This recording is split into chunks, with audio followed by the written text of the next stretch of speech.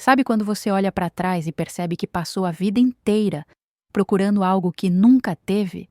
Amor de verdade. Não aquele amor de mentirinha, de aparência, de conveniência. Estou falando daquele amor que te olha nos olhos e diz: você importa. Eu nunca tive isso, e foi essa falta que me levou para as ruas de São Paulo aos 20 anos, vendendo a única coisa que eu achava que tinha valor: meu corpo. Antes de eu continuar, deixa eu te pedir uma coisa. Se você está gostando dessa história, deixa um like aqui embaixo, se inscreve no canal e comenta de qual cidade você está me assistindo. Isso me ajuda muito e me dá força para continuar compartilhando minha vida com vocês. Agora, deixa eu te contar como tudo começou. Eu nasci em uma cidadezinha do interior de Minas Gerais, dessas que todo mundo conhece todo mundo. E fofoca corre mais rápido que água corrente. Minha mãe, Dona Aparecida, teve 4 filhos de 3 homens diferentes. Eu era a terceira. Meu pai, se é que eu posso chamar ele assim, sumiu quando eu tinha 2 anos. Nunca mais vi a cara dele. Cresci ouvindo minha mãe dizer que homem não presta, que todos vão embora, que mulher tem que se virar sozinha. Ela trabalhava como empregada doméstica em 3 casas diferentes, saía antes do sol nascer e voltava quando a lua já estava alta no céu. A casa onde a gente morava era pequena, de chão batido, com 2 peças e um banheiro que mais parecia um buraco com parede. Eu dividia o quarto com meus irmãos. Dormia num colchão fino no chão, desses que você sente cada pedra embaixo. No verão, o calor era insuportável, e no inverno, a gente se amontoava embaixo de cobertores velhos que cheiravam a mofo. Minha mãe nunca teve tempo para carinho. Ela chegava cansada, os pés inchados, as mãos ásperas de tanto esfregar chão e lavar roupa. Não havia abraço, não havia como foi seu dia, não havia eu te amo. Havia apenas o barulho dela colocando feijão no fogo e o silêncio pesado de quem está exausto demais até para conversar. Eu lembro de uma vez, devia ter uns 7 anos, que cheguei perto dela enquanto ela lavava a roupa no tanque. O sol batia forte no quintal e ela estava com o rosto vermelho, suada, esfregando um lençol branco com tanta força que os braços tremiam. Eu puxei a saia dela e disse: Mãe, a professora disse que amanhã é dia das mães e a gente pode levar um desenho. Posso fazer um desenho para a senhora? Ela nem olhou para mim, só continuou esfregando aquele lençol e respondeu com a voz cansada: Filha, eu não tenho tempo para essas bobagens. Vai ajudar sua irmã com a comida. Eu me lembro de ter ficado parada ali, olhando para ela, sentindo um aperto no peito que eu não sabia explicar. Hoje, eu sei que aquilo era rejeição, era a sensação de não importar. Na escola, eu não era diferente das outras meninas pobres. Usava uniforme rasgado, tênis furado, cabelo preso com elástico velho. As meninas de família mais rica olhavam para mim como se eu fosse suja, como se a pobreza fosse contagiosa. Eu não tinha amigas. Passava o recreio sentada debaixo de uma árvore, observando os outros rirem, brincarem, dividirem lanche. Eu levava pão com margarina quando tinha. A maioria das vezes ficava com fome até voltar para casa. Foi nessa época que eu comecei a perceber uma coisa: eu era invisível. Ninguém me via, ninguém se importava. E eu comecei a acreditar que talvez eu não merecesse ser vista mesmo. Quando fiz 12 anos, minha mãe arrumou um namorado.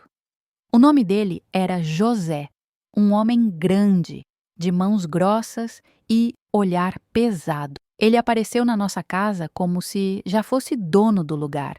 Sentava na cadeira de balanço velha, que ficava na varanda, e mandava eu buscar cerveja. Minha mãe ficava diferente quando ele estava por perto. Ela sorria, coisa rara de ver. Arrumava o cabelo, passava batom vermelho velho, tentava parecer mais jovem. Eu odiava aquilo. Odiava ver ela se humilhando por migalhas. Atenção. O José ficava olhando para mim de um jeito que me deixava arrepiada. Não era um olhar de padrasto. Era um olhar que me fazia querer desaparecer. Eu evitava ficar sozinha com ele.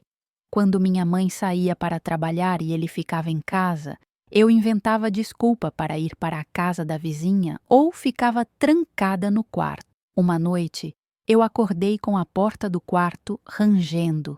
A lua entrava pela janela quebrada e iluminava a silhueta dele, parado ali, me observando.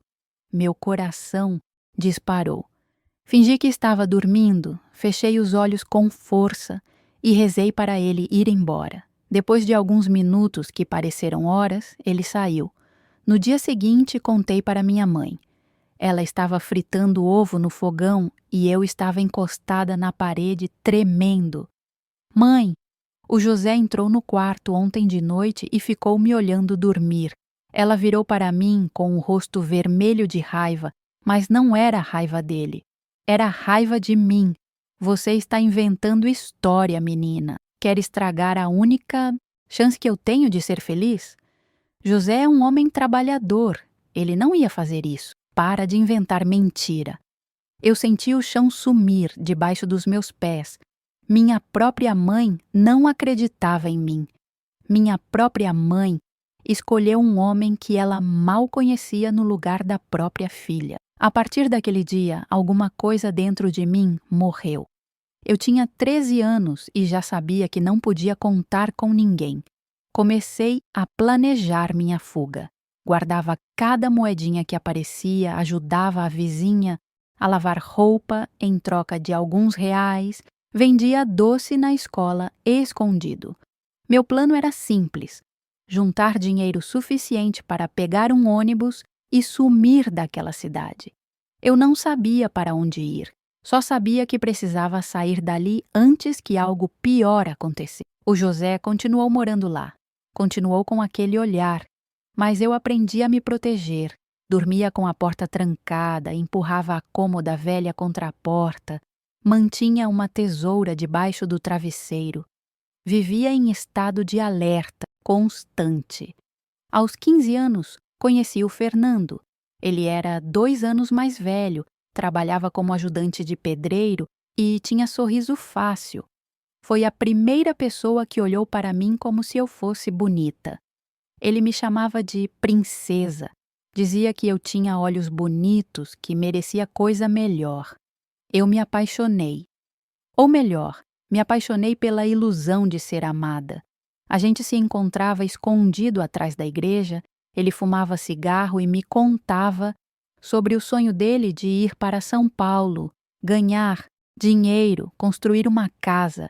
E você vai comigo, princesa. A gente vai ter uma vida boa, longe daqui. Eu acreditei. Acreditei em cada palavra. Achei que finalmente tinha encontrado alguém que me queria de verdade. Aos 17, engravidei.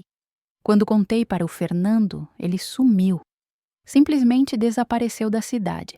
Disseram que ele tinha ido para São Paulo mesmo, mas sozinho, sem mim, sem o bebê. Eu perdi a criança com 3 meses de gravidez.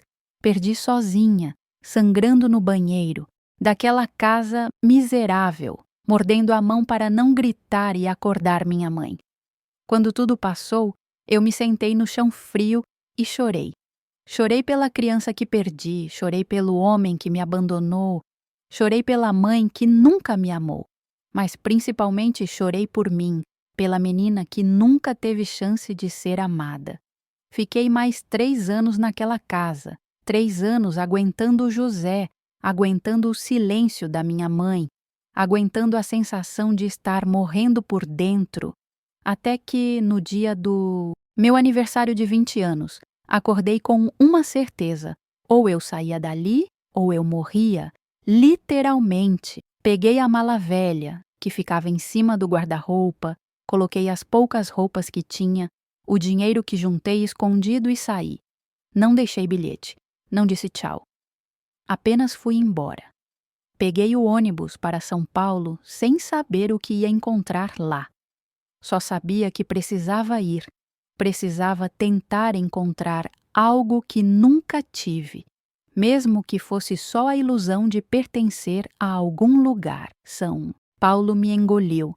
A rodoviária era enorme, cheia de gente correndo para todo lado, barulho de motor, cheiro de óleo diesel misturado com comida de rua. Eu saí dali sem saber para onde ir, arrastando minha mala pelas ruas até meus braços doerem. Andei horas.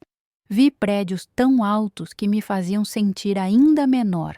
Vi mendigos dormindo em papelão. Vi mulheres de salto alto e roupa cara passando sem olhar para ninguém. A noite caiu e eu estava com fome, com medo, sem lugar para dormir. Foi quando uma mulher se aproximou de mim. Ela devia ter uns 40 anos, cabelo loiro oxigenado, muita maquiagem, saia curta e salto vermelho. Ela me olhou de cima a baixo e perguntou: "Tá perdida, menina?" Eu assenti com a cabeça. Ela deu um sorrisinho, acendeu um cigarro e disse: "Vem comigo, eu te ajudo." E foi assim que conheci a Cristina, a mulher que ia mudar minha vida para sempre. Quando a Cristina disse "vem comigo", eu não sabia se confiava ou se saía correndo. Mas a verdade é que eu não tinha escolha. A fome estava apertando meu estômago, meus pés doíam, e o medo já tinha tomado conta de mim fazia horas. Eu olhei para aqueles olhos pintados de lápis preto, vi ali uma mistura de dureza e pena, e acabei indo atrás dela. A mala fazendo barulho no chão, rodinha raspando no asfalto, e eu tentando acompanhar o salto alto vermelho que batia firme na calçada, como se ela tivesse certeza de cada passo que dava. Ela me levou até um bar pequeno, meio escondido, que tinha um cheiro forte de cerveja, cigarro e fritura velha. As paredes eram escuras, a luz amarelada, tinha um rádio tocando um pagode antigo lá no fundo. O balcão de madeira estava manchado, e um homem gordo, de camiseta regata branca, encardida, secava copos com um pano sujo. Cristina chegou, jogou a bolsa em cima de uma das cadeiras e falou para o homem: "João, traz 2 PF caprichado aqui, que a menina tá com cara de quem não come faz tempo." Eu sentei devagar, meio sem graça. Sentia o cheiro da gordura estalando lá na cozinha, o barulho do óleo chiando, pratos batendo, talher raspando em louça. Meu estômago roncou alto e eu fiquei com vergonha. Ela deu uma risadinha e acendeu outro cigarro. "Como é seu nome, menina?" Eu demorei um segundo para responder. Fazia tempo que ninguém me perguntava isso com interesse de verdade. "Maria", respondi baixinho. Ela soltou a fumaça devagar, me olhando por cima da fumaça. "Maria tem cara de mulher forte. E o que você tá fazendo? Sozinha em São Paulo, Maria?" Eu hesitei. Não sabia se contava tudo, se inventava alguma coisa. Acabei dizendo a verdade. "Fugi de casa." Ela arqueou as sobrancelhas desenhadas. "Fugiu por quê?" "Padrasto, mãe que não queria ver nada, um amor que foi embora. Escolhe uma opção." Eu soltei um riso triste. "Todas as opções, Cristina. Padrasto, mãe cega, homem frouxo." Ela me olhou de um jeito diferente depois disso, como se reconhecesse alguma coisa em mim. A comida chegou, arroz, feijão, bife, acebolado, batata frita murcha. O cheiro da cebola frita subiu quente, misturado com o sal do suor que já estava seco no meu rosto. Quando coloquei a primeira garfada na boca, quase chorei. O feijão estava salgado, o arroz meio empapado, mas para mim era banquete. Cristina ficou me observando comer, apoiando o queixo na mão, cotovelo sobre a mesa. "Você veio de onde?" ela perguntou. "Do interior de Minas", respondi.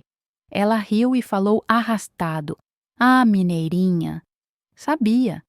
Tem um jeito quieto de falar. "E veio fazer o quê aqui, Maria?" "Trabalhar. Qualquer coisa. Eu faço faxina, lavo prato, cuido de criança. Qualquer coisa." Ela apagou o cigarro no cinzeiro cheio, fez um barulhinho com a boca, como quem pensa antes de soltar uma verdade. Qualquer coisa, né? A questão é: você sabe mesmo o que é qualquer coisa em São Paulo? Eu parei de mastigar por um segundo. Senti um frio na barriga. Ela continuou: aqui ninguém dá nada de graça. Ninguém acolhe menina sozinha por caridade. Se você não escolher logo, o mundo escolhe por você. E geralmente é a escolha ruim. Eu limpei a boca com o guardanapo e perguntei, meio na defensiva: e você? Tá me ajudando por quê? Ela deu um sorriso torto. Talvez porque um dia eu cheguei aqui igualzinha a você, com mala na mão e esperança vazia. E ninguém me avisou de nada. Saímos do bar depois que anoiteceu de vez. O vento da noite era frio, cortava meu rosto, arrepiava meus braços descobertos, o cheiro de poluição, escapamento de ônibus, esgoto escondido nos bueiros, tudo se misturava. As luzes dos postes amarelavam o chão e os carros passavam rápido, jogando farol na nossa cara. Cristina andava decidida, o som do salto ecoando pela calçada quebrada. Eu tropeçava de vez em quando nas rachaduras, segurando firme a mala. Onde a gente tá indo? Perguntei. Ela respondeu sem olhar para trás. Para onde eu moro. Você não vai dormir na rua hoje, não. O prédio dela ficava numa rua apertada, cheia de carros estacionados dos dois lados e sacos de lixo amontoados na calçada. A fachada era velha, reboco caindo, manchas escuras perto das janelas. Tinha um cheiro forte de mofo misturado com um produto de limpeza barato. Subimos as escadas estreitas e a cada andar um som diferente saía dos apartamentos. Televisão alta, criança chorando, casal brigando, música de funk estourando. Quando chegamos no terceiro andar, ela parou em frente a uma porta marrom descascada com o número 32 torto. Pegou as chaves na bolsa e abriu. O apartamento era pequeno, mas arrumado. A sala tinha um sofá de tecido gasto com algumas mantas coloridas em cima para esconder os rasgos, uma mesinha de centro com marcas de copo, uma televisão antiga ligada em um programa de auditório. O chão era de cerâmica branca encardida que fazia barulho sob meu chinelo. No ar, um cheiro de perfume doce misturado com cigarro e laquê. Na parede, um espelho grande, meio rachado no canto, refletia a luz amarelada do abajur. Ela apontou para o sofá. Pode sentar, Maria. Fica à vontade. Quer tomar um banho? Eu aceitei na hora. Sentia o corpo pesado, a pele grudenta, o cabelo oleoso. O banheiro era pequeno, as paredes com azulejo bege antigo, algumas partes encardidas. A água do chuveiro era morna, quase fria, mas para mim parecia um abraço. Quando a água escorreu pelas minhas costas, levou junto um pouco do medo, um pouco da sujeira da rodoviária, um pouco do pó vermelho do interior. Fiquei ali um tempo, ouvindo o som da água batendo no chão, o eco no box, sentindo o cheiro do sabonete barato de erva doce. Vesti uma camiseta larga que ela me emprestou e um short de algodão. Quando voltei para a sala, Cristina estava sentada no sofá, com uma taça de vinho barato na mão e um cinzeiro no colo. Ela me olhou de cima a baixo, avaliando. Você é bonita, Maria. Não sei se alguém já te disse isso sem segundas intenções. Eu fiquei sem jeito, cocei o braço, respondi. Não, acho que não. Ela deu um risinho. Pois devia. Você tem um olhar triste, mas forte. Homem paga caro por um olhar assim. Eu franzi a testa. Não entendi o que ela quis dizer na hora, mas aquelas palavras ficaram ecoando na minha cabeça. Sentei na ponta do sofá, meio tensa. Ela bebeu um gole do vinho, lambeu os lábios e então falou sem rodeio. Maria, eu não vou dourar a pílula para você, não. Eu sou garota de programa. É assim que pago as contas, o aluguel, a comida. É assim que eu sobrevivo aqui. As palavras bateram no meu peito com força. Garota de programa. Eu já tinha ouvido falar, claro. Na minha cidade, As pessoas cochichavam sobre aquela mulher da esquina, falavam com nojo, com julgamento, mas eu nunca tinha conversado com uma cara a cara. Fiquei calada, sem saber o que dizer. Ela continuou. E se eu não tivesse virado isso, eu tinha morrido de fome ou apanhado de algum homem por aí. Eu escolhi a minha miséria. Tem gente que nem isso escolhe. Você é nova. Se quiser, eu te ajudo a arrumar um emprego de faxina, de cozinha. Mas eu vou ser honesta. Vai ralar muito por pouco e vai continuar sendo invisível. Eu engoli seco. O silêncio ficou pesado na sala. A televisão fazia barulho de fundo, o apresentador rindo alto, uma plateia batendo palma. Parecia um mundo distante do nosso. Eu olhei para o espelho da parede e me vi ali. Uma menina magra, cabelo preso de qualquer jeito, olhos fundos, camiseta larga demais. Lembrei da minha mãe lavando roupa no tanque, com as mãos rachadas. Lembrei de mim mesma, esfregando o chão alheio por trocados, sendo tratada como nada. Senti um nó na garganta. Perguntei com a voz baixa. E você se acostuma? Cristina me encarou sério, sem maquiagem nenhuma naquele momento, pelo menos por dentro. Ela respondeu devagar. A gente não se acostuma, Maria. A gente aprende a desligar. É diferente. Ela me contou como funcionava a rua onde ela trabalhava. Falou de uma avenida larga, debaixo da luz fria dos postes, onde as mulheres ficavam encostadas em carros ou em pé, esperando. Descreveu o cheiro de perfume barato misturado com gasolina, o som dos carros passando devagar, dos homens chamando como quem escolhe mercadoria. Falou das colegas, Rosilene, que tinha vindo da Bahia e falava cantando, Jussara, que vivia bêbada para aguentar a noite, Patrícia, que tinha 2 filhos e mandava o dinheiro todo para a mãe no interior. Enquanto ela falava, eu conseguia ver tudo na minha cabeça. As pernas expostas, o salto alto machucando o calcanhar, o batom vermelho borrado depois de algumas horas. Eu perguntei, quase sussurrando, e dói? Ela deu uma risada curta, sem humor. Dói menos quando você aprende a separar o corpo da alma. O corpo faz, a alma observa de longe. Quando você mistura os dois, enlouquece. Fiquei pensando nisso, em separar o corpo da alma. Eu já tinha tentado fazer isso antes, quando o José entrava no quarto, quando o Fernando me deixava sozinha com o medo da gravidez. Talvez eu já estivesse me treinando para aquilo sem saber.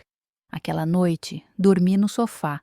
O tecido arranhava minha pele, mas era mais macio do que o colchão fino do chão da minha antiga casa. O barulho da rua entrava pela janela, carros passando, gente falando alto, uma música distante. O cheiro do cigarro da Cristina ainda estava impregnado no ar, misturado com o perfume doce que ela usava. Fechei os olhos e tentei imaginar um futuro diferente para mim.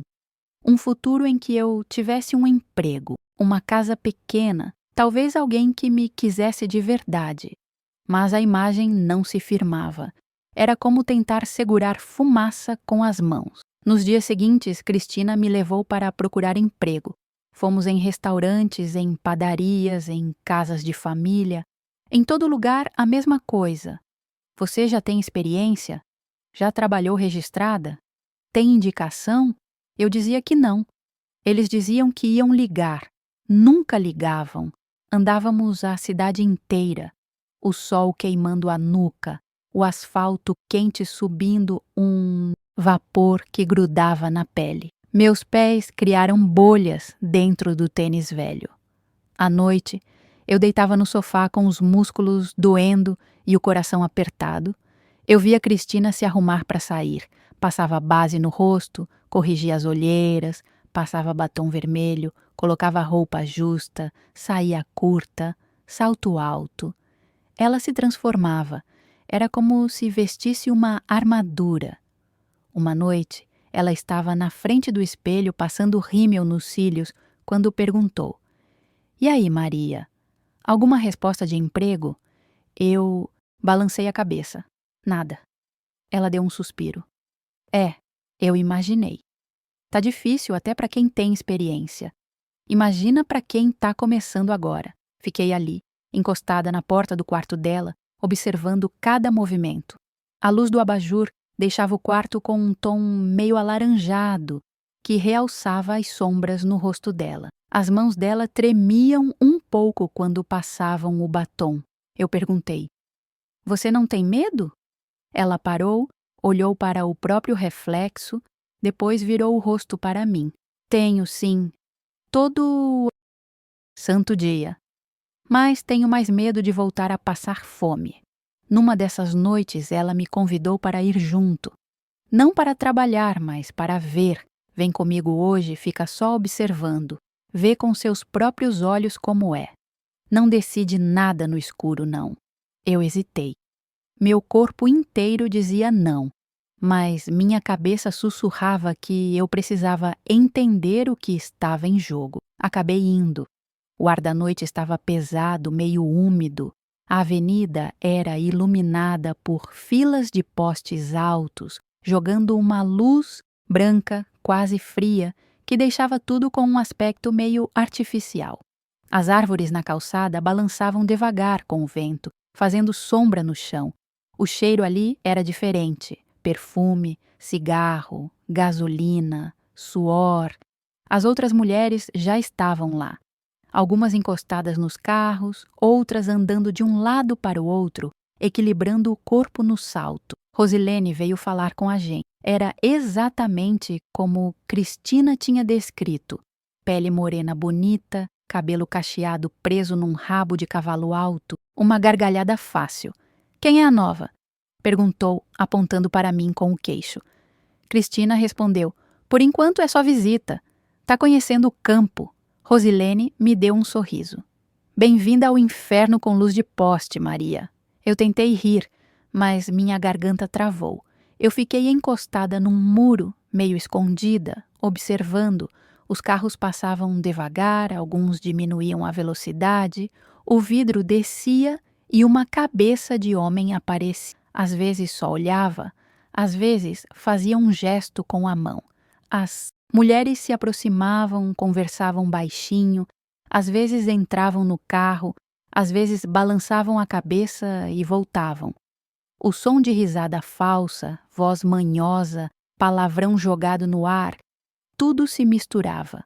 Uma moto passou fazendo barulho alto, o cheiro de gasolina ficou no ar por alguns segundos. Uma viatura da polícia virou a esquina devagar, os faróis varrendo a calçada. Algumas mulheres se afastaram, outras fingiram que não era com ela. Eu senti um peso no peito. Aquilo tudo parecia ao mesmo tempo distante e perto demais. Era como ver um filme e, de repente, perceber que você faz parte da cena. Senti um arrepio quando um carro parou bem perto de onde eu estava.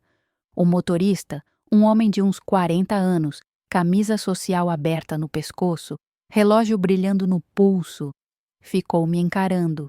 Cristina se aproximou rápido, se colocou entre nós e falou com um sorriso treinado. Ela não trabalha. Ainda. Se quiser, sou eu ou a Rosilene ali. O homem olhou mais um pouco para mim, como se estivesse conferindo uma mercadoria nova. Depois fez um sinal com a cabeça para a Cristina entrar. Ela me olhou por um segundo, antes de abrir a porta, e eu vi nos olhos dela uma mistura estranha de pena e de incentivo. Como se dissesse sem palavras: uma hora você vai ter que escolher. Naquela noite, voltei para o apartamento com a cabeça fervendo. O som da avenida, dos carros, das vozes masculinas, das risadas vazias, ecoava na minha mente. Eu deitei no sofá, o tecido áspero, arranhando o braço, mas o desconforto maior vinha de dentro. Fiquei encarando o teto manchado, ouvindo o barulho distante da televisão do vizinho, uma sirene qualquer lá longe. Eu pensei na minha vida inteira até ali. Pensei na Maria menina, que puxava a saia da mãe pedindo atenção. Pensei na adolescente que quase foi tocada pelo padrasto. Pensei na jovem que acreditou em Fernando e acabou sangrando sozinha no banheiro. E agora eu estava ali, numa cidade estranha, sem ninguém, com um futuro que parecia sempre me empurrar para o mesmo lugar, o de ser usada. Quando Cristina voltou, já era quase manhã. Ela entrou devagar, tirando os sapatos para não fazer barulho, mas eu estava acordada. Ela percebeu, jogou a bolsa no sofá e se sentou, tirando as presilhas do cabelo, que caiu pesado sobre os ombros. "Tava acordada por quê, Maria?" Perguntei de volta. "E você? Tá bem?" Ela riu, um riso rouco de cansaço. "Bem não é a palavra certa, mas tô viva. E você? Já decidiu alguma coisa?" Eu respirei fundo. Senti o cheiro forte de perfume e suor vindo dela, misturado com um fundo de álcool. "Ainda não", respondi. Ela me olhou com calma. "Não demora muito para decidir, não, porque a vida não espera. E a fome também não." As palavras dela ficaram martelando na minha cabeça nos dias que se seguiram. Cada negativa que eu recebia nos lugares onde batia na porta, cada olhar de desdém quando eu dizia que não tinha experiência, cada noite em que eu via Cristina sair, arrumada e voltar com dinheiro para pagar as contas, tudo isso ia empurrando o meu pensamento para a beira de um abismo. Eu sabia que, se desse um passo, não teria mais volta, mas, ao mesmo tempo, comecei a entender que a minha vida inteira tinha sido uma sequência de abismos. Talvez aquele fosse apenas mais um. A primeira vez que eu vesti aquela roupa apertada, o salto alto que machucava meu pé e passei batom vermelho nos lábios tremendo na frente do espelho, eu não me reconheci. Mulher que me olhava de volta parecia uma estranha. Os olhos eram os mesmos, mas havia algo diferente neles. Uma dureza forçada, uma tentativa desesperada de parecer confiante. Cristina estava atrás de mim, ajeitando meu cabelo, passando a mão no meu ombro como quem prepara um soldado para a guerra. "Respira fundo, Maria. Na primeira vez é sempre assim. Depois você aprende a fingir que tá tudo bem. E um dia você nem precisa mais fingir, porque você realmente para de sentir." Eu não sei se aquilo me assustou ou me confortou. A ideia de parar de sentir parecia, ao mesmo tempo, uma liberdade e uma morte. Saímos juntas naquela noite. O ar estava úmido, pesado, com cheiro de chuva, que ameaçava cair, mas nunca vinha. A avenida estava do jeito que eu tinha visto antes. Luzes brancas dos postes, carros passando devagar, mulheres espalhadas pela calçada, como flores murchas esperando quem as colhesse. Rosilene acenou para mim de longe, um sorriso grande no rosto. Jussara estava encostada num poste fumando, com um olhar distante. Patrícia ajeitava a saia, puxando para baixo, tentando cobrir mais a coxa. Cristina me colocou num canto estratégico, perto de uma árvore, onde a luz do poste batia direto no meu rosto. "Fica aqui. Não aceita menos de 50 pela rapidinha, 80 se for programa completo. Se o cara for esquisito, você sente na hora. Confia no seu instinto. E qualquer coisa, a gente tá aqui." Ela apontou para as outras mulheres e eu percebi que havia uma rede silenciosa ali, uma proteção invisível entre elas. Eu assenti com a cabeça, mas meu coração batia tão forte que eu achei que ia desmaiar. O salto afundava nas rachaduras da calçada e eu tentava manter o equilíbrio, física e emocionalmente. O primeiro carro que parou para mim era um sedã cinza, velho, com um adesivo desbotado no vidro de trás. O motorista era um homem de uns 50 anos, careca, barriga grande, camisa polo esticada no peito. Ele abriu o vidro e me olhou de cima a baixo, como quem avalia uma peça num brechó. "Quanto?" A voz dele era grossa, impaciente. Eu travei. As palavras ficaram presas na garganta. Cristina apareceu do lado, se inclinou na janela do carro e falou por mim. 50 a rapidinha, 80 completo. O homem fez uma careta. Tá caro. A outra ali cobra 40. Cristina deu um sorriso frio. Então vai com a outra. O carro saiu e eu respirei aliviada. Ela me olhou séria. Não abaixa o preço. Nunca. Quando você abaixa, eles te desrespeitam mais ainda. O segundo carro demorou uns 20 minutos para parar. Era uma caminhonete branca, alta, limpa. O motorista era mais novo, devia ter uns 35, cabelo gel, perfume forte que dava para sentir até de fora. Ele me chamou com um gesto de dedo. Vem cá, gata. Eu me aproximei devagar, o coração na boca. Ele sorriu, mostrando dentes brancos demais. Primeira vez, eu não respondi, mas ele já sabia. Relaxa, eu sou gente boa. Quanto você cobra? 80? Eu disse, a voz saindo mais fraca do que eu queria. Ele riu. Fechado. Entra. Quando abri a porta e entrei naquela caminhonete, o cheiro de couro e perfume me sufocou. O banco era macio, o som tocava uma música sertaneja baixinho. Ele dirigiu algumas quadras, entrou numa rua escura, cheia de árvores, estacionou embaixo de uma sombra. Desligou o motor. O silêncio ficou pesado. Eu olhava para a frente, para o para-brisa embaçado, tentando me desligar como Cristina tinha ensinado. Separar o corpo da alma, mas meu corpo tremia. Ele colocou a mão no meu joelho e eu senti cada dedo quente, pesado, subindo devagar pela minha perna. Meu estômago revirou. Não vou descrever o que aconteceu dentro daquela caminhonete. Não porque seja proibido, mas porque algumas coisas não cabem em palavras. O que eu posso dizer é que, quando acabou, eu saí dali com R$ 80 na mão e um buraco dentro do peito que parecia não ter fim. Ele me deixou de volta na avenida, acenando como se tivesse feito um favor. Eu fiquei parada ali, segurando o dinheiro amassado, sentindo o gosto de nojo na boca, o cheiro dele ainda grudado na minha pele. Cristina veio até mim, olhou no meu rosto, não disse nada. Só me abraçou. E naquele abraço apertado, com cheiro de cigarro e perfume barato, eu chorei. Chorei baixinho, tremendo, enquanto os carros continuavam passando e o mundo seguia girando indiferente. Os dias viraram semanas, as semanas viraram meses. Eu aprendi a rotina da avenida como quem decora uma receita amarga.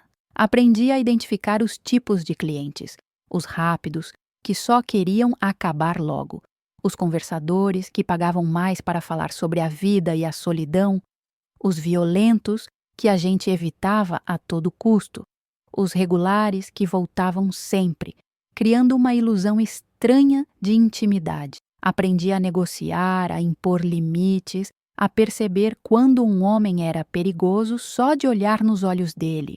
Aprendi a guardar o dinheiro, a esconder parte dele para Cristina não ver, para ter uma reserva secreta que um dia me tiraria dali. Mas algo começou a mudar. Pequenas coisas, quase imperceptíveis no começo. Cristina estava diferente. Ela que sempre foi minha fortaleza, minha guia, começou a beber mais, a chegar em casa cada vez mais tarde, com os olhos vermelhos, a voz pastosa. Às vezes ela sumia por 2 dias e voltava sem explicação. Rosilene me contou, numa noite fria enquanto esperávamos clientes, que Cristina estava usando drogas. Nada pesado ainda, só uns cheiros aqui e ali, umas pedrinhas de vez em quando. Mas a gente sabe como é, Maria. Começa leve e termina pesado. Eu fingi que não acreditei, não queria acreditar. Cristina era minha única família naquela cidade. Uma noite, voltei para casa e encontrei a porta do apartamento entreaberta. Meu coração disparou. Entrei devagar, acendi a luz e vi a sala revirada. A mesinha de centro tombada, o sofá com as mantas jogadas no chão, gavetas abertas, roupas espalhadas. Cristina! Chamei. A voz tremendo, nenhuma resposta. Fui até o quarto dela. A porta estava fechada. Bati. Cristina, tá aí? Um gemido baixo veio de dentro. Abri a porta e a vi deitada no chão, encolhida, abraçando as próprias pernas, tremendo. Os olhos dela estavam arregalados, vidrados, as pupilas dilatadas, a boca entreaberta, babando. Ao lado dela, um cachimbo improvisado, pedaços de pedra, um isqueiro. Cristina. Eu me joguei no chão, segurei o rosto dela com as 2 mãos. Os olhos dela se moveram, tentando me focar, mas era como se ela não estivesse ali de verdade. Ela murmurou algo incompreensível, a língua pastosa, os lábios rachados.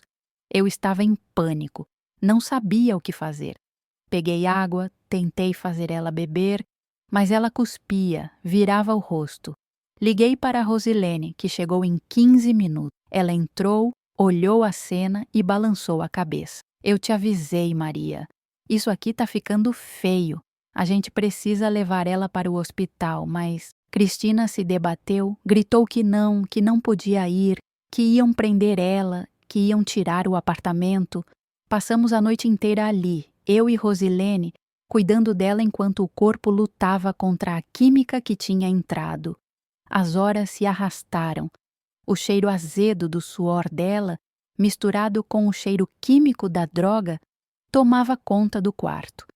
Ela vomitou 2 vezes e eu segurei o cabelo dela, limpei o rosto dela com pano molhado, sussurrei que estava tudo bem mesmo sabendo que não estava. Quando o sol começou a clarear pela janela, Cristina finalmente dormiu. Um sono pesado, a respiração irregular, mas dormiu. Rosilene acendeu um cigarro na varanda, olhando para a cidade acordando lá embaixo. Você precisa sair daqui, Maria. Essa casa está afundando e você ainda tem chance de nadar. Mas eu não saí. Não naquele momento. Fiquei porque ainda acreditava que podia salvar Cristina, porque ela tinha me salvado primeiro, porque no fundo eu tinha medo de ficar sozinha. De novo. Nos dias seguintes, ela melhorou um pouco. Pediu desculpa, chorou, prometeu que ia parar, que tinha sido só uma recaída, que não ia acontecer de novo. Eu quis acreditar, mas os sinais continuaram aparecendo.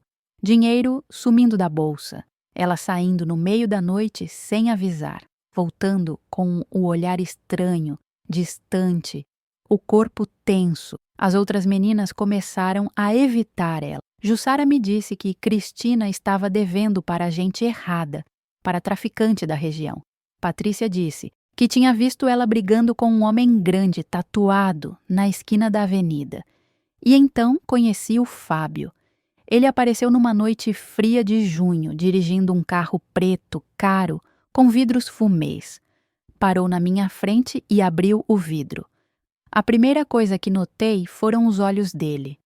Castanhos, profundos, mas com uma frieza no fundo que me arrepiou. Ele era bonito, isso eu não podia negar. Cabelo escuro bem cortado, barba feita, roupa cara. Mas havia algo nele que gritava perigo. Quanto? Ele perguntou, direto ao ponto. 80, respondi automaticamente. Ele sorriu de canto. Vou te dar 200, mas você fica a noite toda comigo. Eu hesitei. Cristina sempre dizia para não aceitar programa longo com desconhecido, mas R$ 200 era muito dinheiro. Dava para pagar conta, comprar comida, guardar um pouco. Entrei no carro. Ele dirigiu em silêncio, a música tocando baixinho, um jazz instrumental que contrastava com o barulho da cidade lá fora.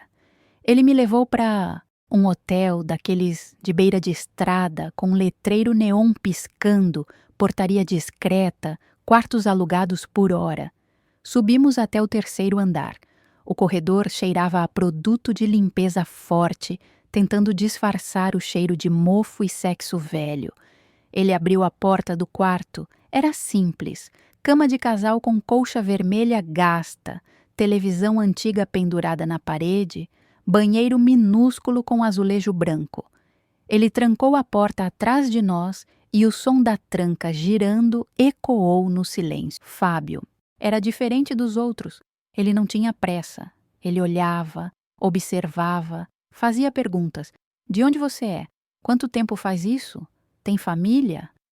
Por que começou? Eu respondia com meias verdades, com mentiras vazias, tentando manter a proteção que eu tinha aprendido a construir. Mas ele tinha um jeito de olhar que parecia descascar cada camada, chegar perto demais da verdade. Quando ele me tocou, foi devagar, quase delicado, mas a delicadeza dele era pior que a brutalidade porque ela parecia real.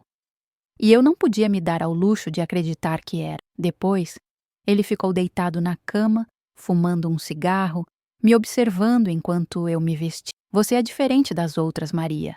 Eu fingi que não ouvi. Continuei abotoando a blusa. Ele insistiu. Eu conheço muita mulher da rua. Você não tem olhar de quem desistiu ainda. Eu parei, olhei para ele. E você? Tem olhar de quê? Ele deu um sorriso frio, de quem já desistiu faz tempo, mas gosta de assistir os outros desistirem também. Aquelas palavras ficaram na minha cabeça como um alarme. Algo nele não estava certo. Mas ele me pagou os 200, me deu mais 50 de gorjeta e disse: "Vou te procurar de novo. Pode contar com isso." E ele procurou. Voltou na semana seguinte. E na outra. E na outra. Sempre com dinheiro bom, sempre educado, sempre com aquele olhar que parecia saber mais do que eu queria mostrar.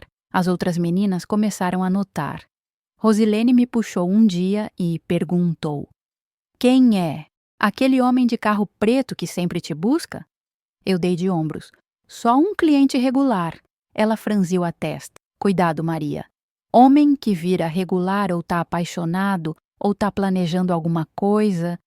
E esse aí não tem cara de apaixonado." Eu ri, tentei disfarçar o frio que senti na barriga. "Relaxa, Rose. Eu sei me cuidar." Mas a verdade é que eu não sabia, porque aos poucos, Fábio começou a aparecer mais vezes, começou a me buscar mesmo quando eu não estava trabalhando, começou a perguntar sobre minha vida, sobre onde eu morava, sobre Cristina. E eu, com a ingenuidade de quem está cansada demais para desconfiar, fui contando, fui abrindo portas que deveria ter deixado trancadas. Até que uma noite ele me fez uma proposta. "Larga a rua, Maria. Vem morar comigo. Eu te sustento. Você não precisa mais fazer isso." Meu coração deu um pulo. Parecia bom demais para ser verdade. E era. Porque logo depois dessa proposta, as coisas começaram a desmoronar de vez. Cristina sumiu por 3 dias. Quando ela voltou, estava irreconhecível. Magra demais, olheiras fundas, mãos tremendo, falando sozinha. Ela me contou entre lágrimas e gritos que estava devendo muito dinheiro, que os traficantes tinham ameaçado ela, que iam tomar o apartamento se ela não pagasse. E então ela me pediu dinheiro. Pediu tudo o que eu tinha guardado. Eu dei, porque era Cristina, porque ela tinha me salvado, porque eu ainda acreditava que existia salvação possível. Mas no dia seguinte, o apartamento foi invadido. 3 homens grandes, tatuados, cheirando a suor e ameaça, entraram quebrando a porta. Gritaram, reviraram tudo, pegaram o que tinha de valor. Um deles olhou para mim, sorriu torto e disse: "Você também serve como pagamento." Eu senti o chão desaparecer debaixo dos meus pés. Cristina se jogou na frente, implorando, chorando, dizendo que ia conseguir o dinheiro. Eles a empurraram e ela caiu no chão com um baque surdo. Foi quando Fábio apareceu. Entrou pela porta como se fosse dono do lugar, olhou para os homens e disse algo baixo que eu não entendi. Os homens recuaram, saíram. E Fábio me estendeu a mão. Eu sabia que aquilo era uma troca. Eu sabia que estava saindo de uma prisão e entrando em outra. Mas estava cansada. Cansada de correr, de sobreviver, de ter medo. Peguei a mão dele e saí daquele apartamento pela última vez, deixando Cristina chorando no chão, entre os cacos do que um dia foi um lugar seguro. A casa do Fábio ficava num bairro afastado, longe da avenida, longe do barulho, longe de tudo que eu conheci. Era um sobrado simples, mas bem cuidado, com portão de ferro, jardim pequeno na frente, grades nas janelas. Quando entramos, o cheiro era de limpeza recente, produto de pinho misturado com café passado. A sala tinha sofá de couro marrom, televisão grande na parede, piso frio que refletia a luz amarela do lustre. Tudo muito arrumado, muito quieto, quieto demais. Ele me mostrou o quarto onde eu ia dormir. Uma cama de casal com lençol branco, guarda-roupa embutido, janela com cortina bege. Fica à vontade. Aqui é sua casa agora. A maneira como ele disse aquilo me fez sentir um aperto no peito, mas eu estava cansada demais para questionar. Nos primeiros dias tudo parecia quase normal. Ele saía cedo, voltava à noite, trazia comida, pagava as contas, me dava dinheiro para comprar roupa. Eu não precisava mais sair para a rua, não precisava mais me pintar, não precisava mais entrar em carros de estranhos. Deveria me sentir aliviada, mas a sensação que eu tinha era de estar numa gaiola dourada. Ele não me batia, não gritava, mas controlava. Controlava o que eu comia, para onde eu ia, com quem eu falava.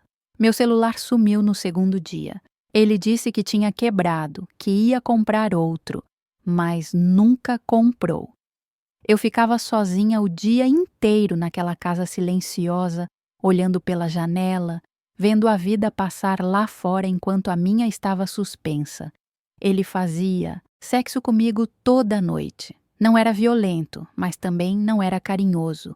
Era mecânico, frio, como se eu fosse uma obrigação. Depois ele virava de costas e dormia, roncando baixo, enquanto eu ficava acordada olhando para o teto, contando as rachaduras na pintura, sentindo o peso do silêncio me sufocar. Eu tentava conversar com ele, tentava perguntar sobre a vida dele, sobre o trabalho, sobre qualquer coisa que me fizesse entender quem era aquele homem. Mas ele desviava, respondia com monossílabos, mudava de assunto. Era como viver com um fantasma que tinha corpo, mas não tinha alma. Uma tarde, eu estava na cozinha lavando louça quando ouvi a porta da frente abrir. Achei estranho, porque Fábio nunca voltava cedo. Sequei as mãos no pano e fui até a sala. Ele estava lá, mas não estava sozinho. Tinha outro homem com ele. Alto, magro, tatuagem no pescoço, olhar duro. Eles conversavam baixo, mas eu conseguia ouvir pedaços da conversa. Preciso de mais uma. A outra não tá rendendo mais. Tá fraca, tá doente. Fábio olhou para mim e fez um gesto para eu voltar para a cozinha. Eu obedeci, mas fiquei encostada na parede, o coração batendo forte, tentando escutar mais. O outro homem riu, um riso rouco, de fumante. Essa nova é bonita. Vai render bem. Quanto você quer por ela? As palavras bateram no meu peito como um soco. Quanto você quer por ela? Eu senti o chão sumir debaixo dos meus pés. Minha cabeça começou a girar, pedaços de memória se juntando como quebra-cabeça macabro. Às vezes que Fábio tinha me buscado na avenida. As perguntas sobre minha vida, sobre se eu tinha família, se alguém ia sentir minha falta, a casa isolada, o celular que sumiu, a sensação de prisão. Ele não tinha me tirado da rua por bondade. Ele tinha me comprado. E agora estava tentando me vender. Eu precisava sair dali, imediatamente. Mas como? A porta da frente estava trancada. Eu sabia porque tinha tentado abrir antes. As janelas tinham um grade. Meu celular tinha sumido. Eu não sabia o endereço daquela casa. Não sabia nem em que bairro estava. Respirei fundo, tentando controlar o pânico que subia pela garganta. Voltei para a cozinha, Fingi que estava terminando de lavar a louça, as mãos tremendo tanto que deixei um copo cair na pia. O barulho do vidro batendo ecoou pela casa. Fábio apareceu na porta da cozinha, o olhar frio fixo em mim. Cuidado! Quebrou? Não, respondi, a voz saindo mais aguda que o normal. Só escapou. Ele ficou ali me observando por alguns segundos, longos demais, depois voltou para a sala. A noite chegou devagar, pesada, cheia de tensão. O outro homem foi embora, mas disse que voltaria no dia seguinte para acertar os detalhes. Fábio jantou em silêncio, olhando para mim de vez em quando com uma expressão que eu não conseguia decifrar. Ele sabia que eu tinha ouvido. Eu tinha certeza disso. E ele estava testando para ver o que eu ia fazer. Depois do jantar, ele trancou todas as portas, conferiu todas as janelas, guardou as chaves no bolso. Vem, vamos dormir. Eu subi as escadas atrás dele, cada degrau parecendo me levar mais fundo para um buraco sem saída. Deitei na cama e esperei ele dormir. Meu corpo estava tenso, cada músculo preparado para fugir, mas eu precisava esperar o momento certo. Ele demorou a pegar no sono. Ficou rolando de um lado para o outro, me observando de vez em quando como se soubesse que eu estava tramando algo. Finalmente, depois do que pareceram horas, a respiração dele ficou pesada, regular. O ronco baixo começou. Eu esperei mais alguns minutos, só para ter certeza. Então, levantei devagar, milímetro por milímetro, tentando não fazer barulho. O colchão rangeu suavemente e eu congelei. Ele se mexeu, virou para o outro lado, mas não acordou. Desci da cama com o coração na boca. Andei descalça pelo quarto, o piso frio gelando meus pés. Precisava das chaves. Elas estavam no bolso da calça dele, jogada numa cadeira perto da janela. Me aproximei devagar, a respiração presa, cada segundo parecendo uma eternidade. Enfiei a mão no bolso com cuidado, sentindo o metal frio das chaves roçando meus dedos. Foi quando a mão dele agarrou meu pulso com força. Eu soltei um grito abafado.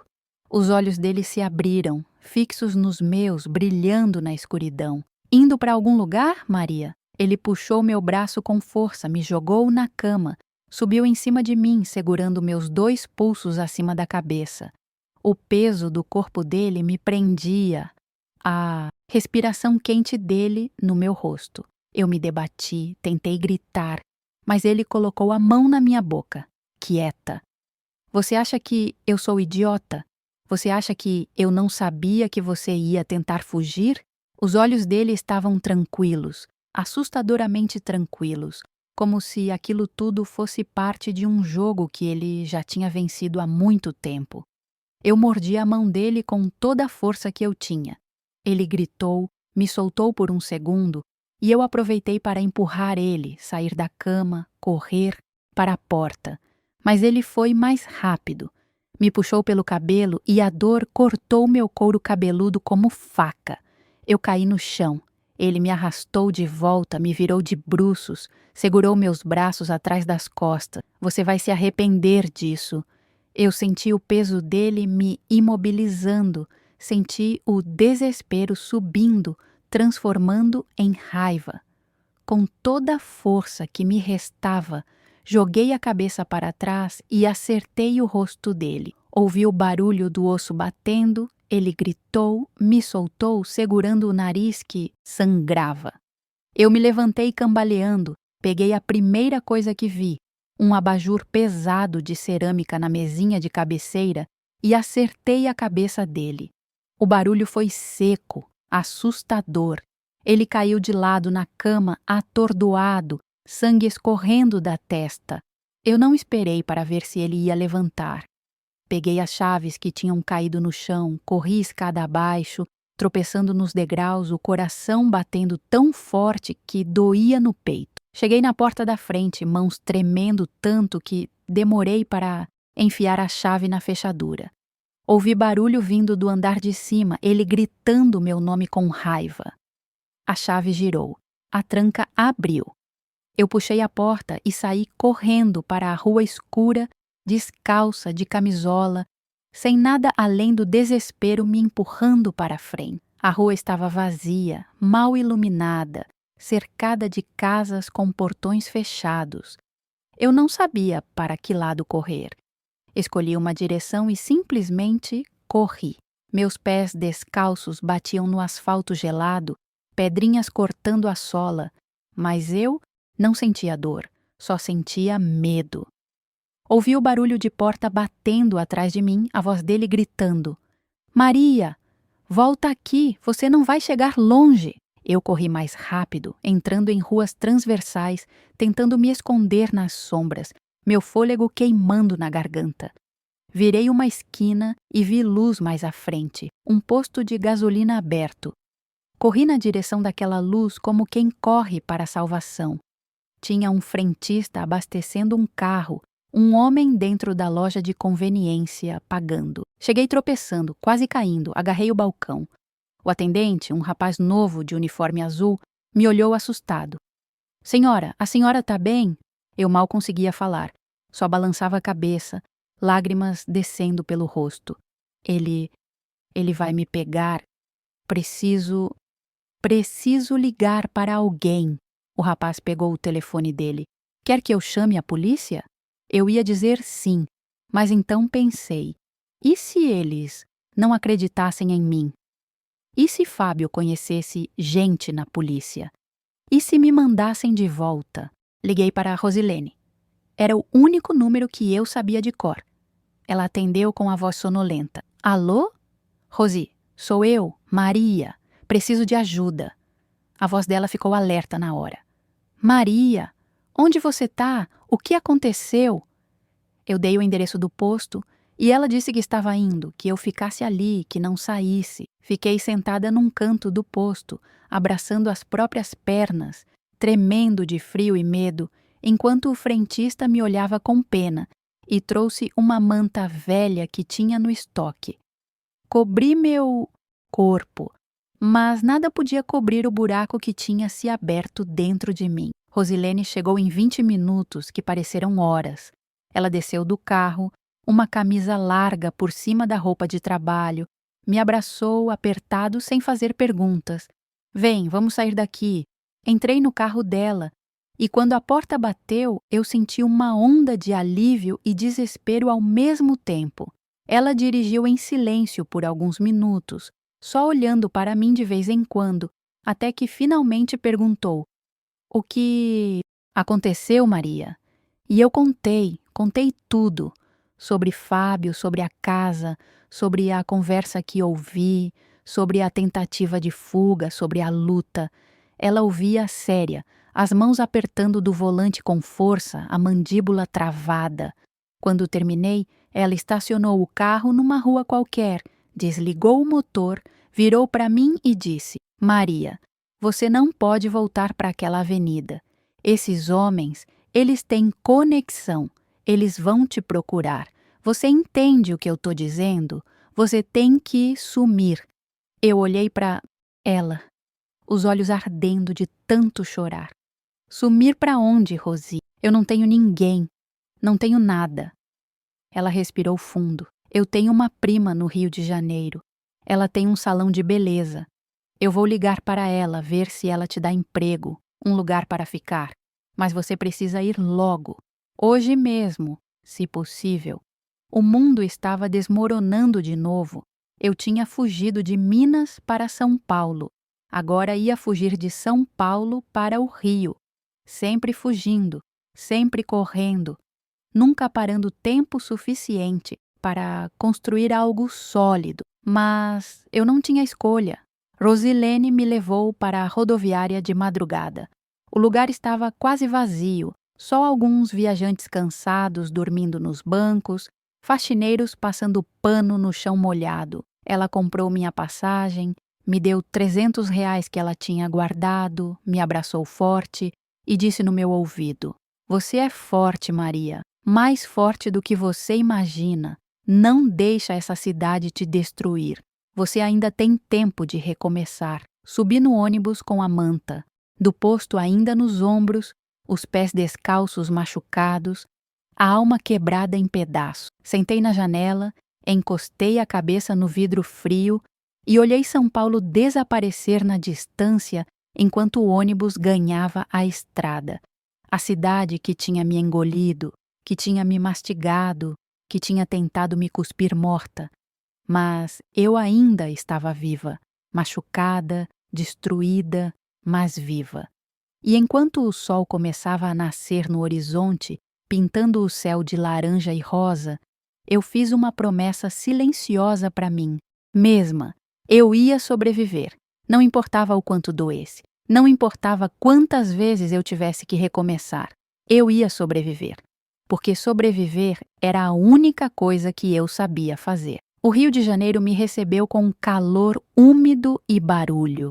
A rodoviária era enorme, cheia de gente correndo para todos os lados, vendedores ambulantes gritando, cheiro de pastel frito misturado com suor. Eu desci do ônibus tonta, as pernas bambas de tanto tempo sentada, os pés ainda doendo dos cortes da fuga. A prima da Rosilene, que se chamava Neuza, estava me esperando na saída segurando uma placa improvisada com meu nome. Ela era uma mulher robusta, de uns 45 anos, cabelo cacheado preso num coque, roupa colorida, sorriso largo. Me abraçou como se me conhecesse há anos. Maria, bem-vinda! A Rosi me contou tudo. Vem, vamos para casa. A casa dela ficava num bairro simples da Zona Norte, ruas estreitas, casas coladas umas nas outras, crianças jogando bola descalça, rua. O salão de beleza funcionava na parte da frente da casa e ela morava nos fundos com a filha adolescente. Me deu um quartinho pequeno, com uma cama de solteiro, uma janelinha que dava para o quintal, paredes pintadas de azul desbotado. Não é muito, mas é seu enquanto você precisar. Eu agradeci com a voz embargada. Pela primeira vez em muito tempo, alguém estava me oferecendo abrigo sem pedir nada em troca, sem segundas intenções, sem armadilhas escondidas. Nos primeiros dias, eu mal conseguia sair do quarto. Ficava deitada, olhando para o teto, ouvindo o barulho do salão lá na frente, o som do secador, das mulheres conversando, rindo. Parecia tão distante, tão irreal. Eu tinha pesadelos todas as noites. Sonhava com Fábio me perseguindo, sonhava com a casa trancada, sonhava com a mão dele no meu pulso, o olhar frio, a sensação de estar sendo vendida como mercadoria. Acordava suada, o coração disparado, a respiração presa, precisando de alguns segundos para lembrar onde estava, que tinha escapado, que estava segura, pelo menos por enquanto. Neuza não me pressionava. Trazia a comida no quarto, deixava na mesinha, saía sem fazer perguntas, às vezes sentava na beirada da cama e apenas ficava ali, em silêncio, fazendo companhia. Foi ela quem começou a me puxar de volta para a vida. Maria, vem me ajudar a lavar as toalhas do salão. Maria, segura essa escova para mim enquanto eu pinto o cabelo da Dona Conceição. Maria, vai ali na padaria buscar pão para o café. Pequenas tarefas, pequenos passos, eu obedecia mecanicamente, mas aos poucos fui percebendo que aquilo estava me trazendo de volta. O contato com coisas normais, cotidianas, me lembrava que existia vida além da sobrevivência. Depois de um mês, Neuza me ofereceu trabalho oficial no salão. Você pode começar varrendo o cabelo, lavando toalha, atendendo o telefone. Depois eu te ensino a fazer escova, quem sabe até corte. O que você acha? Eu aceitei. Não porque tivesse paixão por cabelo, mas porque precisava ocupar a mente. Precisava ter uma rotina que não envolvesse vender meu corpo, que não envolvesse medo. Comecei devagar. As clientes me olhavam com curiosidade, perguntavam de onde eu era, o que tinha me trazido para o Rio. Eu respondia com meias verdades. Dizia que tinha vindo procurar trabalho, que tinha parentes aqui. Elas aceitavam sem questionar muito. Foi no salão que conheci a Dona Teresa. Ela era uma senhora de uns 70 anos, cabelo branco, sempre bem arrumado, unhas pintadas de vermelho, olhos claros que pareciam enxergar além do que você mostrava. Ela vinha toda semana fazer escova e pintar as unhas. E toda semana ficava conversando comigo enquanto eu massageava o shampoo no cabelo dela. Você tem mãos boas, menina. Mãos que já passaram por coisa difícil, mas que ainda conseguem ser gentis. Eu não sabia responder a esse tipo de comentário. Só agradecia baixinho e continuava lavando. Um dia, depois da escova, ela me chamou para sentar ao lado dela enquanto as unhas secavam. Maria, posso te fazer uma pergunta? Você acredita em Deus? A pergunta me pegou de surpresa. Eu nunca tinha pensado muito nisso. Na minha vida, Deus sempre pareceu distante, ocupado demais com outras pessoas para olhar para mim. Eu não sei, Dona Teresa. Acho que sim. Mas às vezes parece que ele não está olhando. Ela sorriu, um sorriso triste, mas cheio de compreensão. Eu já pensei assim também. Passei por coisas que me fizeram questionar tudo. Perdi filho, perdi marido, passei fome, passei humilhação. Mas sabe o que aprendi? Que Deus não tira a dor da gente. Ele dá força para atravessar ela. Aquelas palavras ficaram ecoando na minha cabeça por dias. Força para atravessar. Eu tinha atravessado tanta coisa. A infância sem amor, o padrasto abusivo, a gravidez perdida, a rua, Cristina se destruindo, Fábio tentando me vender. E eu ainda estava aqui, quebrada, machucada, mas ainda de pé. Talvez Dona Teresa estivesse certa. Talvez a força não fosse algo que você recebia pronto. Talvez fosse algo que você descobria dentro de si mesma, no meio do desespero, quando não tinha mais nada além dela. Comecei a frequentar a igreja com Dona Teresa. Não porque tinha virado religiosa de repente, mas porque ela insistiu tanto que acabei cedendo. A igreja era pequena, simples, com bancos de madeira velha, um ventilador barulhento no teto, um pastor jovem que falava com paixão sobre perdão e recomeço.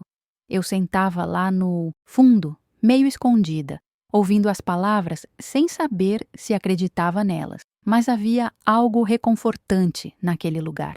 No cheiro de flores baratas no altar, no som do órgão desafinado, nas vozes das senhoras cantando hinos com fervor. Havia algo ali que me fazia sentir menos sozinha. Foi na igreja que encontrei pessoas que me acolheram sem julgar.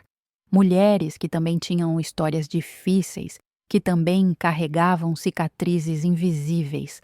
A irmã Lúcia, que tinha sido espancada pelo marido por 20 anos antes de conseguir fugir.